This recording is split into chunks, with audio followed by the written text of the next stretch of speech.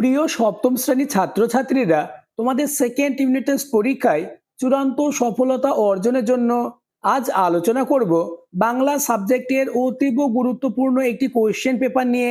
তাই ভিডিওটি প্রথম থেকে শেষ পর্যন্ত দেখো এবং আলোচিত প্রতিটি প্রশ্নের উত্তর পরীক্ষার আগেই মুখস্থ করে নাও। তাহলে বাংলা সাবজেক্টে 50-এ 50 হবে তোমার হাতের মুঠোয়। শুরু করছি আজকের আলোচনা। দ্বিতীয় পর্যায়ক্রমিক মূল্যায়ন 2026 ক্লাস 7, বিষয় বাংলা, পূর্ণমান 50, সময় 1 ঘন্টা 45 মিনিট। দাগ নম্বর 1, সঠিক উত্তরটি বেছে নিয়ে লেখো। অর্থাৎ একের দাগে তোমাদের 12টি এমসিকিউ প্রশ্নের উত্তর দিতে হবে। প্রথম কোশ্চেন, স্মৃতিচিহ্ন কবিতায় নামগুলি কোথায় ভেসে যায়? উত্তর হবে অপশন ঘ, কাল নদী জলে। পরের প্রশ্ন, এফইউ ওড়বার সময় প্রতি সেকেন্ডে ডানা নাড়ায়। উত্তর অপশন ঘ, 400 বার। নেক্সট কোশ্চেন নম্বর 3, স্বদেশী মিটিং এর রীতি ছিল। উত্তর হবে অপশন ক, নেতাজির বক্তৃতার আগে নজরুলের গান। পরের প্রশ্ন, মদন পল্লীতে এইস কাজিন্স রবীন্দ্রনাথের সম্মানে যে সভার আয়োজন করেছিলেন সেখানে তিনি জনগণ মন গানটির নামকরণ করেছিলেন।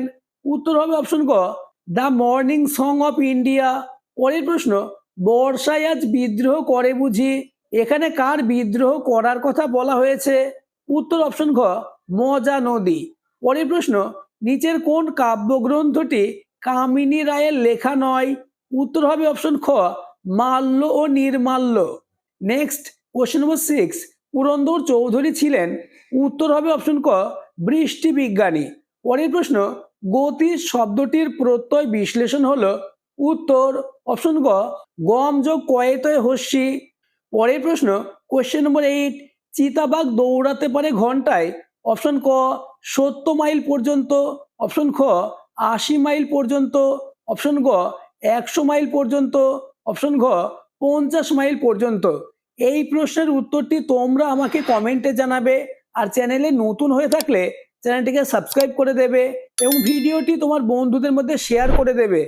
নেক্সট কোশ্চেন নম্বর 9, আমাদের জাতীয় সঙ্গীত প্রথম গাওয়া হয়। উত্তর অপশন খ, 1911 সালে। নেক্সট কোশ্চেন, প্রদত্ত কোন বানানটি ভুল? উত্তর অপশন খ, কিংবদন্তি। পরের প্রশ্ন, সন্ধি করো বৃষ যোগ তি। উত্তর হবে অপশন খ, বৃষ্টি। নেক্সট কোশ্চেন, বাসন কোষণ শব্দটি হলো। উত্তর অপশন ক, অনুকার শব্দ বাংলা। পরের প্রশ্ন, শব্দ দ্বৈত হলো। উত্তর হবে গলায় গলায়। অর্থাৎ অপশন গ is the correct answer. Next question, যা যুক্ত হয় ধাতুর সঙ্গে তাকে বলে। উত্তর অপশন খ, কৃত প্রত্যয়। পরের প্রশ্ন, রাধুনী শব্দটির প্রকৃত প্রত্যয় হলো।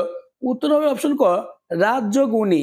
নেক্সট দাগ নম্বর 2, অতি সংক্ষিপ্ত উত্তর দাও। যে কোনো 12টি প্রশ্নের উত্তর দিতে হবে। প্রথম প্রশ্ন, মেঘচোর কাকে বলা হয়েছে? উত্তর, বিজ্ঞানী পুরন্দর চৌধুরীকে মেঘচোর বলা হয়েছে।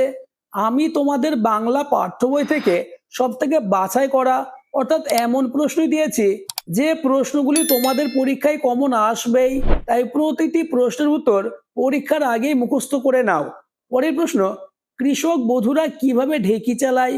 উত্তর, কৃষক বধূরা পা দিয়ে ঢেকি চালায়। নেক্সট কোশ্চেন, পুরন্দর কি সাংঘাতিক কাণ্ড করেছেন? উত্তর, সাহারা মরুভূমিতে একসাথে 100 ইঞ্চি বৃষ্টি ঘটিয়ে পুরন্দর সাংঘাতিক কাণ্ড ঘটিয়েছেন। তিনি সাইবেরিয়া থেকে সাহারায় মেঘ চুরি করে এনে এই বৃষ্টিপাত ঘটিয়েছেন। নেক্সট কোশ্চেন, বাংলাদেশ স্বাধীন রাষ্ট্র হলে কোন গানের কতগুলি পংক্তি জাতীয় সঙ্গীত হিসাবে গৃহীত হয়েছে? উত্তর, বাংলাদেশ স্বাধীন রাষ্ট্র হলে বিশ্বকবি রবীন্দ্রনাথ ঠাকুরের আমার সোনার বাংলা আমি তোমায় ভালোবাসি গানটির প্রথম 10 পংক্তি জাতীয় সঙ্গীত হিসাবে গৃহীত হয়েছে। পরের প্রশ্ন, কোশ্চেন নম্বর 5, ব্যস্ত ঘড়ির কাঁটা কোথায় গিয়ে থেমে গেছে?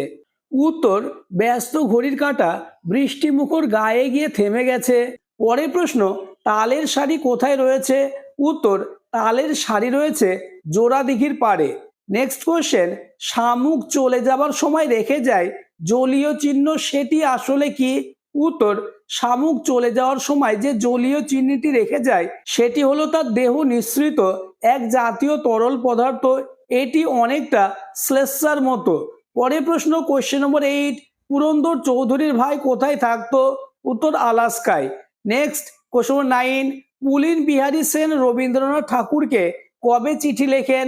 উত্তর 20 নভেম্বর 1937 খ্রিস্টাব্দে। পরের প্রশ্ন, হোটেলওয়ালা টিনের মগে কি এনেছিল? উত্তর সোনা ও টিয়ার জন্য জল এনেছিল। নেক্সট কোশ্চেন, এটিপি এর পুরো নাম কি? উত্তর অ্যাডিনোসিন ট্রাইফসফেট। নেক্সট কোশ্চেন নম্বর 12, ওরা আপনার নাম কিভাবে লিখতে চায়? উত্তর ক্ষমতা ও অর্থের জোরে তারা সৌধ বানিয়ে নাম লিখতে চায়। নেক্সট কোশ্চেন, কটা বাঁদর টুপি মাথায় দিয়ে উপস্থিত হয়? উত্তর 4টে বাঁদর। পরের প্রশ্ন, নোট বই পড়লে কি কি জানা যায়? উত্তর নোট বই পড়লে ফড়িংয়ের কটা ঠ্যাং, আরশোলা কি কি খায়, হাতে আঠা লাগলে চটচট করে কেন, কাতু কুতু দিলে গরু ছটফট করে কেন, ইত্যাদি সম্পর্কে জানা যায়। পরের প্রশ্ন, যে চাবি দিয়ে টিয়া মাকুকে চালু করেছিল সেটা আসলে কি ছিল? উত্তর যে চাবি দিয়ে টিয়া মাকুকে চালু করেছিল সেটা আসলে ছিল সোনাটিয়ার মামুনির সিঁদুর কাঠি। নেক্সট কোশ্চেন, তুমি একটা স্পাই, কাকে স্পাই বলা হয়েছে? উত্তর মেঘচোর গল্পে এখানে কার্পভের মেয়ে অসীমাকে স্পাই বলা হয়েছে। নেক্সট 17 নম্বর কোশ্চেন, ভানু সিং কার ছদ্মনাম? উত্তর রবীন্দ্রনাথ ঠাকুরের ছদ্মনাম হলো ভানু সিং। নেক্সট দাগ নম্বর 3, সংক্ষিপ্ত উত্তর দাও, যে কোনো 6টি। 3 গুণ 6 সমান 18, অর্থাৎ 3-এর দাগে তোমাদের 3 মার্কের 6টি প্রশ্নের উত্তর দিতে হবে। প্রথম কোশ্চেন, নিজে নিজে আগাগোড়া লিখে গেছি আমি এ, কে কোথায় আগাগোড়া কি লিখে গেছেন? উত্তর প্রশ্ন উদ্ধৃত অংশটির বক্তা নোট বই কবিতাটির কথক, তিনি তার নোট বইটিতে নানা অদ্ভুত অদ্ভুত বিষয় লিখে গেছেন, যেমন ফড়িংয়ের কতগুলি পা আছে, আরশোলা কি খায়, আঙুলে আঠা দিলে চটচটে লাগার কারণ কি, কাতু কুতু দিলে গরু ছটফট করে কেন, ইত্যাদি। এইসব উদ্ভট বিষয়কে তার ভালো কথা বলে মনে হয়েছে, তাই শোনা মাত্র তিনি সেগুলি চটপট নোট বইতে পেন্সিল দিয়ে লিখে রেখেছেন। নেক্সট কোশ্চেন, অসীমা কেন পুরন্দরকে ফেরিওয়ালা বলে ব্যঙ্গ করেছে? উত্তর ফেরিওয়ালা বিভিন্ন রকম জিনিস নিয়ে ঘুরে ঘুরে ফেরি করে থাকেন। পুরন্দর চৌধুরী বলেছিলেন তিনি ইচ্ছামতো জল থেকে মেঘ তৈরি করে তা বিভিন্ন দেশে বিক্রি করে দিতে পারেন, তাই অসীমা তাকে ফেরিওয়ালা বলে ব্যঙ্গ করেছেন। পরের প্রশ্ন, ওরা ভেবেছিল মনে কাদের কথা বলা হয়েছে, তারা কি ভেবেছিল? উত্তর উদ্ধৃত অংশে অতীতের সাম্রাজ্যলোভী শাসকদের কথা বলা হয়েছে।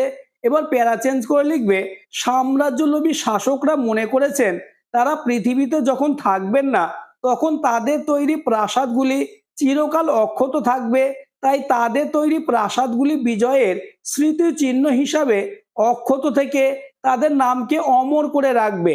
নেক্সট কোশ্চেন, চিরদিনের কবিতায় গ্রামীণ সন্ধে আর রাতের যে ছবিটি পাওয়া যায় তা নিজের ভাষায় লেখো।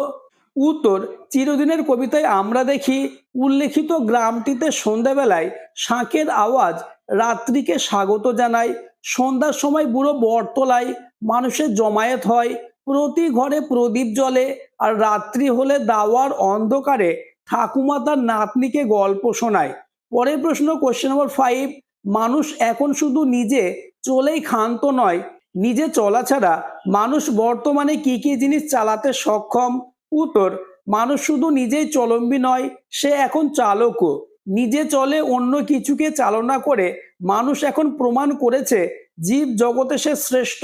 সে জলে চালাচ্ছে জাহাজ, ডুবোজাহাজ, স্থলে চালাচ্ছে অজস্র যান, ও সেই সঙ্গে রেলপথে রেলগাড়ি চালিয়ে নিমিষে অতিক্রম করে চলেছে বহু দূরত্ব। আকাশপথে তার হাতে চালিত হচ্ছে প্লেন, জেট প্লেন। এমনি করে মানুষ জল, স্থল ও আকাশপথে অনেক কিছুই চালাতে সক্ষম হয়ে উঠেছে। নেক্সট প্রশ্ন 7, সভা একেবারে স্তব্ধ হয়ে গেল, কোন সভা তা স্তব্ধ হয়েছিল কেন? এই প্রশ্নের উত্তরটি আলোচনার আগে আবার বলবো, যারা এখনো আমার চ্যানেলটিকে সাবস্ক্রাইব করোনি এক্ষুনি চ্যানেলটিকে সাবস্ক্রাইব করে দাও এবং ভিডিওটি তোমার বন্ধুদের মধ্যে শেয়ার করে দাও। উত্তর সবার পরিচয় বলে পয়েন্টস করবে। প্রশ্ন উদ্ধৃত অংশটিতে বিডন স্ট্রিটের কাছে সরকার বাগানের নেতাজির বক্তৃতা সভার কথা বলা হয়েছে। এবার প্যারা চেঞ্জ করে আবার পয়েন্টস করবে স্তব্ধতার কারণ। নেতাজির বক্তৃতা সভায় নজরুল দেশাত্মবোধক গান গেয়েছিলেন। নেতাজির বক্তৃতার আগে নজরুলের গান হবে, এটিই ছিল তখনকার স্বদেশী মিটিংয়ের রীতি। সেই গান শুনেই সবার স্তব্ধ হয়ে যায়। নেক্সট, কোশ্চেন নম্বর 8, ঠাকুমা গল্প শোনায় যে নাতনিকে, ঠাকুমা কখন এবং কি গল্প শোনায়? উত্তর, গ্রামে যখন রাত্রি নেমে আসে তখন দাওয়ায় বসে অন্ধকারে ঠাকুমা তার নাতনিকে গল্প শোনান। ঠাকুমা তার নাতনিকে শোনান দুর্ভিক্ষের মানুষের গ্রাম ছাড়ার গল্প, কিভাবে আগের বারের অকালে দিশাহারা হয়ে গ্রামের লোকেরা নানা দিকে চলে গিয়েছিল, সেই গল্পই শোনায় ঠাকুমা। পরের প্রশ্ন, মানুষ কিভাবে নিজের স্মৃতিচিহ্ন ধরে রাখতে পারে? উত্তর, নিজেদের কাজের মধ্য দিয়ে যখন মানুষের মনকে জয় করা যায় তখনই নিজেকে সেখানে প্রতিষ্ঠা করা সম্ভব। ক্ষমতাবান শাসকরা অট্টালিকা বা স্মৃতিসৌধ নির্মাণ করলেও তা ধ্বংস হয়ে যায়, কিন্তু মানুষের মনে যাদের স্থায়ী আসন তারা অমর হয়ে থাকেন। পরের প্রশ্ন, প্রশ্ন নম্বর 10, আমাদের নিজেদের শরীরের মধ্যে একরকম ভবঘুরে সেল আছে, সেলটিকে ভবঘুরে বলা হয়েছে কেন? উত্তর, কোনো কোনো সেল বা কোষ শরীরের এক প্রান্ত থেকে আর এক প্রান্ত যেতে পারে। বিশেষত বাইরে থেকে কোনো জীবাণু শরীরে ঢুকলে এই কোষগুলি সেটিকে ধ্বংস করতে এগিয়ে যায়। এভাবে তারা শরীরের নানা জায়গায় ঘুরে বেড়ায় বলে এগুলিকে ভবঘুরে সেল বলা হয়েছে। নেক্সট, কোশ্চেন নম্বর 11, কে কিভাবে সরুয়া বানাতো? উত্তর, হোটেলওয়ালা সরুয়া রান্নার একটা গোপন কায়দা ছিল, সেটা সে কাউকে জানতে দিত না। সে উনুনে সরুয়ার ঢাকনা খুলে কাঠে হাতা দিয়ে নাড়তে নাড়তে তাতে নিজের দাড়িগোপ ফেলে দিত। সরুয়ার সঙ্গে সেই দাড়িগোপও সেদ্ধ হয়ে যেত, তাতেই সরুয়া আরো ভালো ও সুস্বাদু হয়ে উঠত। কেবল সোনাটিয়াই এই কথা জানতে পেরেছিল। পরের প্রশ্ন, কারা কেন বনে ফাঁদ পাততো? উত্তর, বাঘ ধরার ফাঁদ হলো অনেক দিনের পুরনো ফাঁদ। আগে যখন এখানে বসতি ছিল তখন গায়ের লোকেরা এই ফাঁদ বানিয়েছিল। মাটিতে দু মানুষ গভীর গর্ত খুঁড়ে তার উপর কাঠকুটো লতা পাতা দিয়ে ঢেকে রাখা হতো। বন্য পশু শস্য খেতে এসে ওই ফাঁদে অর্থাৎ গর্তে পড়ে যেত, উঠতে পারতো না। আসলে ওই ফাঁদে বাঘ ধরা পড়তো না, বুনো শুয়োর ওই ফাঁদে ধরা পড়তো। নেক্সট এবং তোমাদের লাস্ট দাগ নম্বর 4, নিচের যে কোনো একটি বিষয়ে প্রবন্ধ রচনা করো যার মান 8।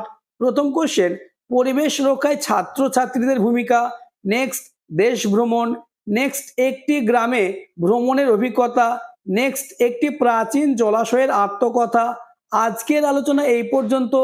আলোচিত প্রতিটি প্রশ্ন খুবই গুরুত্বপূর্ণ, তাই বাংলা সাবজেক্টে 50-এ 50 পেতে চাইলে প্রতিটি প্রশ্নের উত্তর পরীক্ষার আগেই মুখস্থ করে নাও।